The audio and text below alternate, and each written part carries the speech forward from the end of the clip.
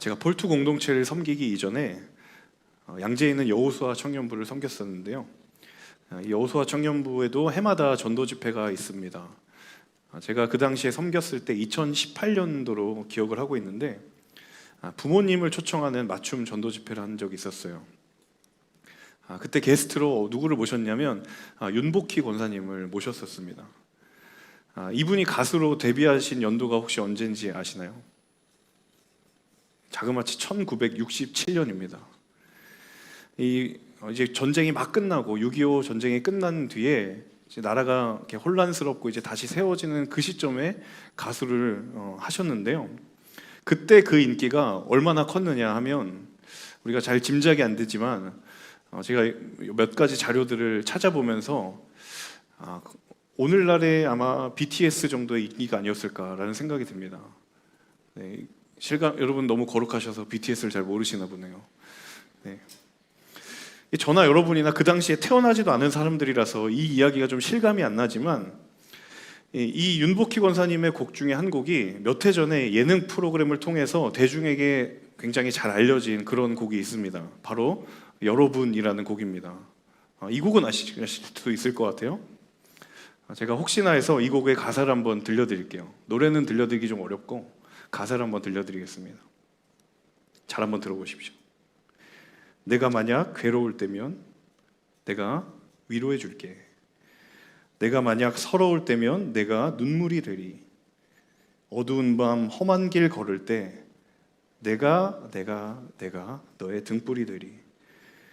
허전하고 쓸쓸할 때 내가 너의 벗 되리라. 나는 너의 형제야. 나는 너의 친구야. 나는 너의 영원한 노래야. 나는 너의 기쁨이야. 여러분, 이 곡을 개인적으로 들어보신 분은 아시겠지만 이 곡의 클라이막스에 가면 모든 반주가 멈추고 독백처럼 읊조리는 가사가 있습니다. 저는 개인적으로 이 부분이 이 곡의 포인트라고 생각하는데요. 그 가사가 뭐냐면 내가 만약 외로울 때면 누가 나를 위로해 주지. 이 곡이 예능 프로그램에서 리메이크되어 불러지면서 이 곡이 굉장히 오래된 곡임에도 불구하고 다시 유행이 되어서 불러졌던 적이 있습니다. 저는 이 곡에 굉장히 한때 꽂혔었어요. 곡을 들으면서 이런저런 생각들을 하게 되었는데 이런 한 가지 생각이 제 마음 가운데 있었던 거예요. 사람마다 아마도 우리에게는 참 위로가 필요한 자리가 있지 않을까. 누군가를 통해서 혹은 무엇인가를 통해서 끊임없이 우리는 위로받기를 원하고 격려받기를 원하고 칭찬받기를 원하는 그런 우리 인간이 가지고 있는 실존에 이 곡이 정확하게 클릭이 되었기 때문에 사람들의 마음을 울리고 아주 오래전 곡이지만 다시 유행할 수 있는 그런 이유가 되지 않았을까. 내가 위로를 필요로 한다는 사실은요, 반대로 이야기하면 내가 삶의 순간순간마다 그런 위로를 필요로 하는 자리에 처한다라는 의미와 동일합니다. 우리의 가장 이상적인 모습은 위로가 필요하지 않을 만큼 완벽한 상황에 우리가 처해 있는 것이 제일 좋지만 여러분 잘 알고 있는 것처럼 안타깝게도 그런 상황은 별로 없어요. 대부분의 삶에서 우리는 위로받기를 원하는 상황이 있을 수밖에 없고 격려받기를 원하는 그런 상황에 수없이도 많이 처하게 된다라는 거예요. 그런 상황과 우리의 삶이 분리되기 어렵다라는 것, 아니 어쩌면 불가능하다는 것을 여러분과 저가 모두 다 절실히 느끼며 살아갈 거라고 생각을 합니다. 자, 오늘 우리가 함께 읽은 이 고린도 후서의 말씀, 고린도 교회를 향해서 편지를 쓴 이 사도 바울의 고백도 마찬가지였어요. 이 고린도 교회는 다른 교회에 비교해서 참 받은 은혜도 많고 하나님이 허락하신 수많은 은사들을 경험한 정말 잘 알려진 그런 유명한 교회였습니다. 사람들의 눈에 보이기에 엄청난 부흥을 경험한 것 같은 그런 교회였지만 그런 은혜의 크기만큼이나 갈등과 공격이 많았던 교회가 이 고린도 교회였다는 거예요. 근데 문제는요, 이 고린도 교회의 갈등과 공격의 한가운데 누가 있었느냐면 이 사도 바울이 있었어요. 이게 왜 문제가 되는가? 고린도 교회를 세운 사람이 누구냐면 바로 사도 바울이기 때문이에요. 이 고린도 교회를 사도 바울이 세웠다라는 이 말이 단순히 그냥 교회를 만들었다, 교회를 세웠다라는 설명으로는 너무 부족한 설명입니다. 이 당시의 교회는 여러분 아시다시피 대부분이 다 가정교회였어요. 교회라는 어떤 건물을 세우는 것이 아니라 교회라는 영적인 조직을 세우고 공동체를 세우는 것이었기 때문에 바울이 고린도 교회를 세웠다라는 말은 그 교회 한 사람 한 사람을 세웠다라는 말이에요. 그 사람들을 리더십으로 세웠고 그 사람들이 하나가 될 수 있도록 그런 영적인 노력을 기울였다라는 의미죠. 이 사도 바울의 사역의 원칙에 있어서 가장 중요한 원칙 중에 하나가 무엇이냐면 한 교회에 내가 머무르지 않겠다예요. 그 교회가 비록 내가 세운 교회다 하더라도 나는 일정한 시간이 지나면 그 교회를 떠나겠다. 이게 사도 바울의 중요한 사역의 원칙이었습니다. 이 말은 그가 언제라도 떠났을 때 그 교회가 흔들리지 않고 사도 바울이 없어도 그 교회가 하나님 보시기에 기쁘시게 잘 흘러갈 수 있도록 만드는 것이 그 교회를 세우는 사도 바울의 중요한 목적이었다라는 거예요. 자, 그렇게 하려면 뭐가 중요한가? 이 교회를 섬기는 리더십을 잘 세워야 되겠죠. 그들이 교회를 세워야 하고 그들이 교회를 이어나가야 하기 때문입니다. 자, 우리 공동체에도 저와 우리 전도사님과 같은 목회자가 존재하지만 여러분 순회 순장이 있고 다락방에 다락방장이 있고 공동체 MC가 있죠. 교역자가 하는 일들을 우리 리더십들과 함께 이어져 갑니다. 그래서 교역자들은 일정한 주기가 되면 이동을 하기도 하지만 그 리더십들은 남아서 그 공동체들을 이어져 나아가죠. 근데 여러분 이 사도 바울이 고린도 교회를 세우면서 받았던 영적인 공격이 무엇이었냐면 바로 자기가 세운 사람들이 사도 바울의 권위를 흔드는 일이 생긴 거예요. 분명히 자신이 콜링해서 말씀을 가르치고 훈련시켜서 세웠는데 그들이 적반하장격으로 자신의 권위에 도전하는 거예요. 이유는 하나였습니다. 어떤 이유였냐면 그가 정말 사도인가라는 질문이에요. 사도 바울이 진짜 사도가 맞는가라는 질문이 이 교회 내에 퍼지기 시작했습니다. 근데 그 질문이 제기될 수 있을 수밖에 없었던 중요한 이유가 하나 있어요. 예수님께서 부활하시고 승천한 이후에 가룟 유다를 제외한 11명의 제자가 이제는 복음서에서는 그들이 제자였지만 사도행전에서는 그들이 사도라는 타이틀을 달게 됩니다. 제자였다가 이제 사도가 돼요. 근데 가룟 유다의 이 한 자리, 빈자리를 채우려고 그들이 한 명의 사도를 제비 뽑는 일이 사도행전 1장, 2장에 보면 일어나거든요. 자, 그런데 아무나 뽑을 수 없잖아요. 아무리 제비라고 해도 그래도 어느 정도 그 뭐라고 하죠? 그 자격 요건이 있어야 될 거 아니에요. 자, 그래서 그들이 논의 끝에 우리가 누구를 사도로 뽑아야 되느냐, 이 사도의 자격과 조건에 대해서 정리를 합니다. 제비를 뽑기에 앞서서. 그 조건이 어디에 나오냐면요, 사도행전 1장 21절 22절에 나옵니다. 우리 같이 한번 이 본문을 한번 읽어보겠습니다. 함께 읽습니다. 그러므로 주 예수께서 항상 우리와 같이 다니던 동안에 곧 요한이 세례를 주던 때부터 시작해 예수께서 우리들 가운데서 하늘로 올리워 가시기까지 함께 다니던 사람들 가운데 하나를 뽑아 우리와 함께 예수의 부활에 대한 증인이 되게 해야 합니다. 자, 이 구절을 읽어보면 이 11명의 제자들이 정리한 사도의 자격이 뭐냐면요, 예수님께서 우리와 함께 계시다가 승천하실 때까지 함께 다녔던 사람들, 예수님이 이 땅에 있을 때 함께 다녔던 사람들이어야 해요. 그리고 그렇게 뽑힌 사도는 우리와 함께 11명의 사도들이죠. 이 11명의 사도들과 함께 예수님이 부활하셨다는 것을 증인으로 살아갈 수 있는, 증언할 수 있는 그런 사람들을 우리가 뽑자라고 정리를 한 거예요. 자, 문제는 바울이 이 조건에 하나도 해당되지 않는다는 거예요. 자, 여러분 11명의 제자들이 예수님과 함께 다녔을 때 바울은 뭐하고 있었는지 아세요? 예수님을 대적하고 있었어요. 예수님이 심지어 부활하실 때도 바울은 뭐하고 있었냐면 그리스도인들을 핍박하고 있었어요. 이 11명의 사도들이 정리한 사도의 자격 요건에 사도 바울이 하나도 해당되지 않는 거예요. 여러분 잘 알고 계시는 것처럼 사도 바울이 그런 삶을 살다가 다시 주님을 만나게 되잖아요.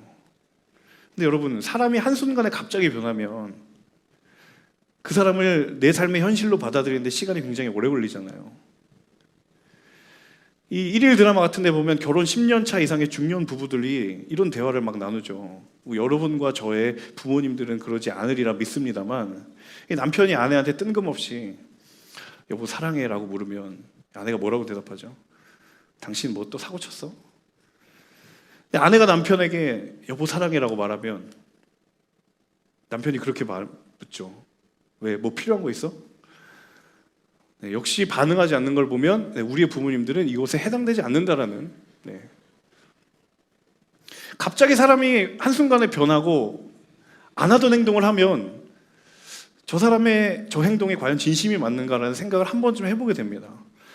여러분, 사도 바울이 과거에 어떤 행동을 했는지 여러분 잘 아시면 그의 고백이 물론 사실인지 거짓인지를 떠나서 내가 주님 만났다, 담의 세계에서 내가 부활한 주님 만났다라고 고백을 해도 여전히 많은 사람들의 생각에는 의심과 경계의 시선이 있을 수밖에 없는 거예요. 여전히 사람들에게는 사도 바울을 향한 이 퀘스천 마크가 달려 있는 거예요. 저 사람 정말 예수님 만났을까? 정말 그 사람은 회심한 사람이 맞을까? 근데 이게 사도 바울의 회심의 초반부에만 있으면 다행이었을 텐데, 문제는 이것이 언제까지 이어지냐면 사도행전에서 이 사도 바울이 선교 여행을 지속할 때에도 이 퀘스천 마크에 답이 안 내려졌어요. 그가 소아시아 지역을 돌아다니면서 교회를 막 세우고 사람들을 가르치는데 이 바울을 대적하는 사람들이 쫓아다니면서 이것을 가지고 계속 사도 바울의 발목을 잡는 거예요. 당신이 도대체 무슨 권위로 교회를 세우느냐?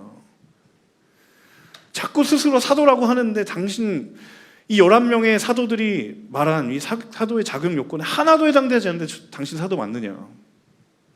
라는 물음들과 공격들이 계속 바울이 가는 곳곳마다 있는 거예요.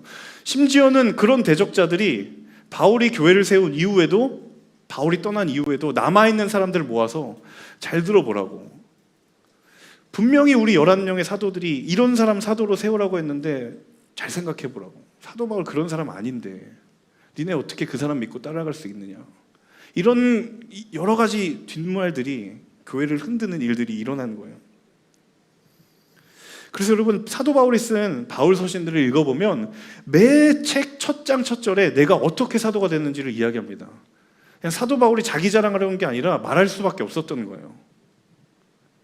왜냐하면 하도 뭐라고 하니까, 네가 사도가 맞느냐라고 자꾸 뭐라고 하니까 사도 바울의 서신들마다 내가 사도가 된 것은 오직 하나님의 은혜로 된 것이요, 그런 고백들을 할 수밖에 없었던 거예요. 그런데 고린도 교회의 공격의 수위는 이보다 훨씬 더 높았다는 거예요.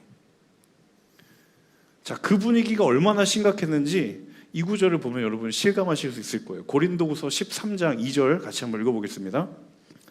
내가 두 번째 방문했을 때 전에 죄를 지은 사람들과 다른 모든 사람들에게 이미 말했던 것처럼 미리 말해둡니다. 내가 다시 가면 그들을 그냥 두지 않겠습니다. 와, 사도 바울이 이런 말을 해요. 개역개정에서는요 이렇게 표현되어 있어요. 내가 다시 가면 용서하지 않겠다고. 그러니까 아니, 목사님, 전도사님이 리더십한테 너 내가 다시 가면 가만 안 놔둘 거야, 지금 이러고 있는 거예요. 여러분이 알고 있는 사도 바울의 모습이 아니에요. 여러분, 교회 공동체를 섬기면서 의도하지 않은 공격과 의도하지 않은 비난에 자신을 어렵게 할 때 가장 먼저 우리의 인간적인 마음에는 분노가 있죠. 근데 시간이 점점 흐르다 보면 그런 생각이 드는 거예요. 내가 이러려고 섬겼나? 내가 이거 안 하면 이런 소리 듣지 않아도 되는데 내가 왜 굳이 이것을 감당해야 해서 이런 소리를 내가 들어야 하는가? 분노로 시작했다가 억울함이 감정이 찾아오고 결국 그 억울함의 자리에서 정말 나의 헌신을, 나의 땀을 누구도 알아주지 않는구나, 위로와 격려를 찾는 나를 발견하게 된다는 거예요. 여러분, 이게 비단 섬김의 자리뿐만일까요? 오늘 이 시대 속에서 저와 여러분이 크리스천으로 살아간다는 거, 크리스천이라는 이유 때문에 손해와 또 비난을, 희생을 감수해야 되면서 살아가야 되는 것을 내가 인정한다고 치지만, 때로는 그것이 나에게 너무도 억울하고 부담스럽게 다가올 때 더 얄미운 건 뭔지 아세요? 야, 저 사람 정말, 내가 저 사람 진짜 삶을 아는데, 말은 크리스천이라고 하는데 적절하게 타협하면서 거리 두면서 살아가는 이 무늬만 크리스천인 사람들, 나도 저렇게 타협하고 살아가면 조금 덜 손해볼 수 있을 것 같은데, 그래도 내가 순장이니까 조금 더 참아야지, 그래도 내가 다락방장이니까, MC니까 그래도 조금 더 참아야 되지 않을까. 처음에는 그것을 당위성으로 품었지만 나중에 시간이 흐르면서 그것이 억울함이 되고 분노가 되고 좌절이 되는 것을 경험할 때, 교회를 위해, 하나님을 위해 내게 주신 사명을 목숨을 걸고 고린도 교회를 세웠는데 돌아온 것이라고 자기가 세운 사람들이 자신에게 반기를 든 거예요. 당신 사도 맞냐고. 나는 당신을 교회 리더로 인정하지 못하겠다라는 말을 사도 바울이 들었을 때 정말 피가 거꾸로 솟아도 모자라지 않을 만큼의 억울함과 분노가 있는 거예요. 자, 그런데 더 큰 문제, 더 답답한 문제는 뭐냐면요, 자, 그 정도 공격을 받으면 그냥 포기하면 되는데 바울의 마음이 그렇지 않다라는 거예요. 그냥 손 놔버리면 되는데 지지고 볶고 교회가 망하든지 이단의 손에 넘어가든지 그냥 돌아서면 사도 바울이 그런 상처 받지 않아도 되는데 바울의 마음이 그렇지 않다라는 거예요. 많은 문제가 있고 잡음이 많은 고린도 교회였는데, 사도행전 18장을 보면요, 이 사도 바울이 고린도 교회에 머문 기간이 얼마나 되냐면 1년 6개월이나 됩니다. 사도 바울이 3번, 3차에 걸쳐인 이 전도 여행을 비교해 보면 한 곳에 1년 6개월을 머물렀다라는 건 결코 짧지 않은 시간입니다. 그만큼 애정이 있었고 그만큼 관심이 있었던 교회였다라는 거예요. 자, 여러분, 관심이 많으면 그 기대한 바가 반대로 돌아왔을 때 상처가 더 크죠. 그래서 고린도후서 2장 4절에 바울이 이런 이야기를 합니다. 눈물을 토해내며 이런 이야기를 합니다. 우리 같이 한번 읽어볼까요? 나는 큰 환난과 마음의 고통으로 인해 많은 눈물로 여러분에게 썼습니다. 이는 여러분을 근심하게 하려 한 것이 아니라 여러분에 대해 넘치는 사랑이 내게 있음을 알게 하려는 것입니다. 진짜 바보 같은 것 같아요. 저 같으면 편지 안 써요. 그런 저를 공동체 목회자로 두신 여러분, 저를 위해 많이 기도해 주십시오. 수없이 자신을 공격하는데, 자신을 대적하고 반대했는데 그것이 나에게 너무 큰 환난이고, 여러분 4절에 보면 마음에 너무 고통인데 그래도 내가 눈물로 편지를 쓰고 교회를 향해, 성도를 향해 사랑을 계속 아낌없이 쏟아붓는 거예요. 그래서 많은 수단과 방법을 찾다가 한 번은 바울이 자신의 신복인 디도라는 사람을 통해서 편지를 보내고 그 디도를 고린도로 보냅니다. 가서 내 마음 좀 전해달라고. 내가 이런 마음 가지고 있으니까 이제는 다시 나한테 돌아오라고 디도를 보내요. 그래서 디도를 만나서 고린도 교회 소식을 들으려고 했는데 무슨 이유인지 모르겠지만 디도를 만나지 못하는 상황이 벌어지고, 한참을 전전긍긍하고 마음을 앓다가 절망 한가운데에 디도를 통해서 고린도 교회 소식을 듣게 됩니다. 그리고 바울이 예기치 않은 소식을 듣게 돼요. 고린도서 7장 5절 6절 같이 한번 읽어보겠습니다. 우리가 마케도니아에 이르렀을 때 우리의 육체는 편치 못했고 사방으로는 환난을 당했습니다. 밖으로는 다툼이 있었고 안으로는 두려움이 있었습니다. 그러나 낙심한 사람들을 위로하시는 하나님께서 디도를 돌아오게 하심으로 우리를 위로해 주셨습니다. 밖으로는 다툼이 있었대요. 이단이 공격을 해요. 안으로는 두려움이 있었대요. 이 안에 있는 교회 리더십이 나를 좀 도와주면 좋으련만 그 사람도 나의 적이에요. 그런 낙심한 사람들을 위로하시는 하나님께서 디도를 통해 그들을 돌아오게 하심으로 그 사람을 통해 나를 위로해 주셨다는 거예요. 어떤 소식인가? 고린도 교회가 바울의 진심을 이해하고 다시 받아들이기로 해서 그 소식이 전해진 거예요. 여러분, 진심과 전심은 하나님의 위로를 경험하게 합니다.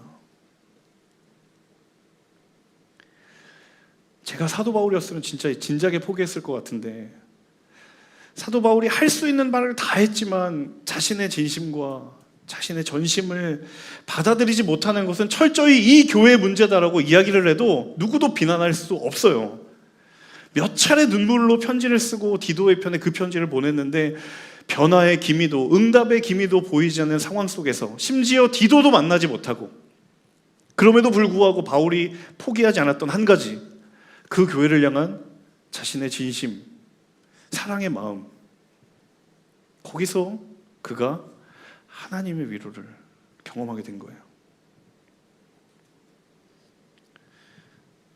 자신이 교회를 향해 뿌렸던 이 수많은 헌신과 마음의 씨앗들이 열매를 맺을 기미조차 보이지 않을 때, 전혀 그것을 기대할 수 없는 상황 가운데에 하나님께서 그것을 잊지 아니하시고 그를 위로하시고 그 눈물을 닦으시는 그 하나님임을 사도 바울이 누구보다 분명히 알고 있었기 때문에 그가 포기하지 않은 줄로 믿습니다. 저와 여러분의 삶에도 상처받기 원하지 않는 마음이 있죠. 상처받기를 바라지 않는 마음이 있어요. 내가 이러려고 섬겼는가? 내가 이러려고 그 사람에게 내 진심을 나눠주었는가? 라는 생각이 내 마음 가운데 엄습할 때가 분명히 있습니다. 그때 여러분이 가지고 있는 진심과 전심을 포기하지 않으시기를 주님의 이름으로 축복합니다. 그 마음이 사람은 몰라줄지언정 하나님은 그 마음을 아시고 하나님께서 하나님의 위로를 경험케 하실 줄로 믿습니다. 여러분, 하나님의 사람들은 사람의 위로가 메마른 자리에서 하나님의 위로를 경험하는 사람인 줄로 믿습니다. 저를 한번 따라해 주시겠어요? 하나님의 사람은 사람의 위로가 메마른 자리에서 하나님의 위로를 경험하는 사람이다. 여러분, 본문 오늘 4절에 나와 있는 바울의 고백을 같이 한번 읽어볼까요? 오늘 1장 4절에 있는 바울의 고백을 같이 한번 읽어보면 좋겠습니다. 4절 말씀 같이 한번 읽도록 하겠습니다. 함께 읽습니다. 그분은 우리의 모든 환난 가운데서 우리를 위로하시는 분이시기 때문입니다. 우리가 하나님께 받은 위로로 인해 우리도 환난 가운데 있는 사람들을 위로할 수 있게 하시는 분이십니다. 바울이 알고 있는 중요한 영적인 비밀이 무엇이냐면, 인간의 위로가 메말라 버린 그 자리에서 바울에게 하나님의 위로를 경험하게 하셨다는 사실을 경험케 하시고 알게 하시고 그것을 깨닫게 하셔서 그 힘으로 고린도 교회를 포기하지 않게 하는 하나님의 능력. 우리의 삶에 수많은 사람들이 존재하지만 때로 그들이 다 나와 멀게만 느껴질 때, 수많은 사람들 가운데 내가 있지만 그 군중 속에서 고독을 느낄 때, 그때 위로부터 우리에게 주시는 하나님의 위로와 소망이 우리에게만 있다면 우리는 포기하지 않는 능력과 은혜가 우리에게 주어질 줄로 믿습니다. 여러분, 진심과 전심을 포기하지 않으시기를 바랍니다. 우리 고린도후서 1장 6절의 말씀 이어서 함께 읽어보면 좋겠는데요. 6절의 말씀 함께 읽습니다. 우리가 고난당하는 것도 여러분을 위로하고 구원하기 위한 것이요, 우리가 위로받는 것도 여러분을 위로하기 위한 것입니다. 이 위로가 여러분 가운데 역사함으로 여러분이 우리가 당하고 있는 것과 동일한 고난을 당할 때도 잘 견뎌내게 된 것입니다. 자, 6절을 보면 자신이 고난당하는 것, 자신이 위로받는 것, 그 이유는 단 한 가지라고 이야기를 해요. 그 이유는 뭐냐면 그 위로가 여러분도 위로를 경험하게 하기 위해. 여기서 여러분은 누구예요? 고린도 교회의 교인들이죠. 내가 위로받는 것, 그들을 위로하기 위함이고, 내가 하나님의 구원을 경험하는 것, 그들을 구원하기 위함이라는 거예요. 그럼 바울이 정말 인간적으로 생각하면, 인간적으로 그 사람들 정말 다시는 보고 싶지 않은, 정말 밉고 다시는 보지 않으면 정말 속이 후련할 것 같은데, 내가 그들 때문에 고난당하고 괴로워하는데도 그 이유가 무엇이냐면 내가 여러분 구원하기 위해서라는 거예요. 정말 정상적인 사고를 가진 사람이라고는 이렇게 고백할 수 없는 거예요. 저 사람 때문에 내가 괴로워하는데 내가 위로받는 건 저 사람 위로하기 위함이라는 거예요. 어떻게 이 고백이 가능할까? 도대체 이 고백의 본질이 뭐냐는 거예요. 마지막으로 저를 한번 같이 따라해 주십시오. 하나님은 하나님의 위로를 경험한 사람을 위로하게 하는 자로 부르신다. 아멘. 하나님이 우리에게 위로를 경험하게 하시면 사도 바울의 이유뿐만 아니라 우리에게도 해당되는 이유입니다. 하나님이 나를 위로하시는 건 가장 먼저는 나의 상한 마음을 위로해 주시는 것이 맞습니다. 그런데 하나님은 거기에 머무르려고 하는 것이 아니라 그 위로가 필요한 사람들, 심지어 내가 위로를 필요로 하게 상황을 만든 그 사람을 위로하라고 하나님이 나를 보내실 때 여러분 담대하게 그 마음 가지고 나가실 수 있습니까? 그 상한 마음 가지고 그 사람에게 가실 수 있어요? 하나님이 나를 위로하시면 미워 죽겠는 그 사람을 위로하라고 보내신다라는 거예요. 이 말 들으면 속으로 그런 생각하실 거예요. 하나님 그럼 저 위로하지 마세요. 위로 안 받을래요. 차라리 저만 힘들고 말지. 차라리 위로 안 받고 위로하지 않을래요. 이렇게 선 그으실 수도 있습니다. 그게 아니라는 거예요. 우리의 부르심과 우리의 사명은 그게 아니라는 거예요. 저 여러분이 하나님을 알고 하나님을 믿게 된 것이 그저 내 삶이 하나님의 영생을 경험하기 위한 거기까지라면 이제는 우리의 지경이 넓혀져야 됩니다. 하나님이 상한 마음을 위로하시는 나를 위로하시면 하나님 너무 고마워요 라고 말했을 때 하나님 한마디 더 하시는 거예요. 그럼 가라고. 그럼 저 사람한테 가서 위로해 주라고. 동일한 자, 나처럼 동일하게 힘들어하는 사람, 아니 나보다 더 힘들어하는 그 사람 위로해 주라고.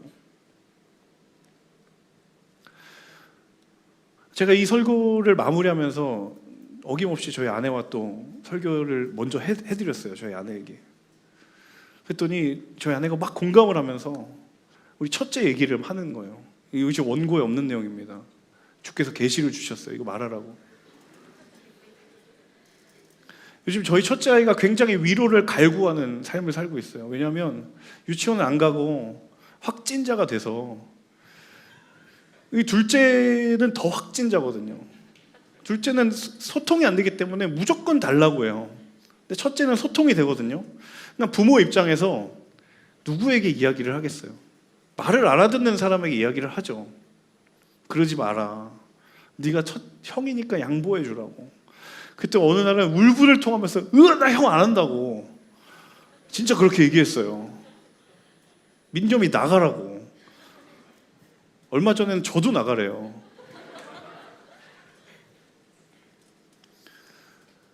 제가 이 설교를 말하던 정말 맞다고.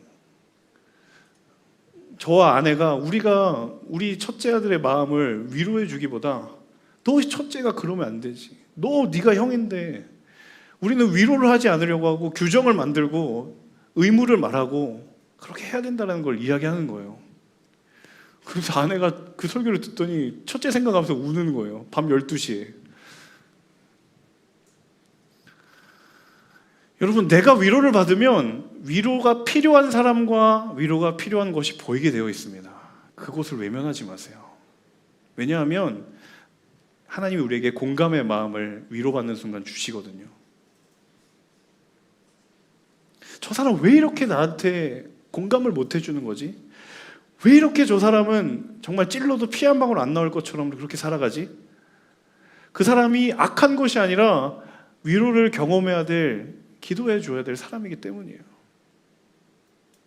그래서 그 사람을 미워하는 것이 아니라 위로해 주면 그 막혀있던 위로의 샘이 터져 나오고 그 공감의 지경이 넓혀지는 거예요. 사랑하는 여러분, 이 부르심과 사명을 외면하지 않아야 하시는 저 여러분 되시기를 축복합니다. 하나님이 우리를 분명히 위로하실 거예요. 삶의 자리자리들마다 이 바울의 애끓는 마음을 위로하시는 것처럼 우리를 위로하여 주실 텐데, 그것에 너무 만족하고 하나님이 또다시 부르시는 그 자리를 바라보지 못하는 것이 아니라, 이제 내가 너를 위로했으니 그 마음 가지고 저 사람한테 가라. 우리 가족에게 가고 우리의 관계로 가고 우리가 속한 공동체로 가고,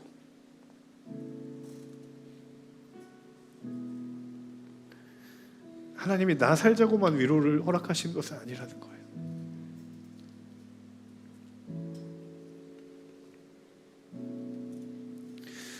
여러분, 설교 초반에 제가 말씀드렸던 이 여러분이라는 곡이 어떻게 생겨났는지 여러분 그 비하인드 스토리를 아시나요?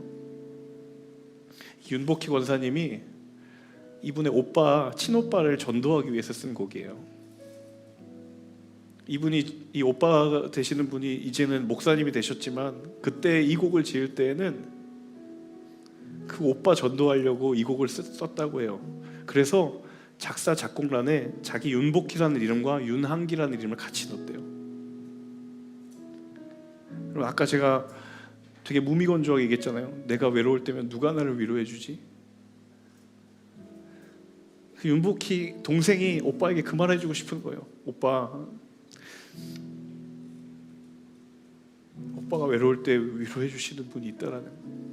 그래서 영어 가사에서 보면 그것에 대한 대답이 여러분인데 영어 가사는 이렇게 표현되어 있어요. It's you. 사도 바울도 이 질문하지 않았을까요? 참 정말 고린도 교회 바라보면서 이렇게 내가 외로울 때 누가 나를 위로해 주지? 그때 하나님께서 찾아오셔서 위로부터 부어주시는 은혜를 부어주시고 위로를 경험케 하여 주셔서 다시 그 힘으로 고린도 교회 가서 사랑하는 성도들 다시 품으라고, 다시 그 사람들을 품어 안고 다시 교회를 세우라고. 그게 너의 사명이다, 그게 너의 부르심이다라고 말할 때 여러분의 사명과 부르심의 자리를 잊지 아니하시는 저 여러분 되실 수 있기를 주님의 이름으로 축복합니다. 함께 찬양하며 주신 말씀 붙들고 함께 기도하겠습니다.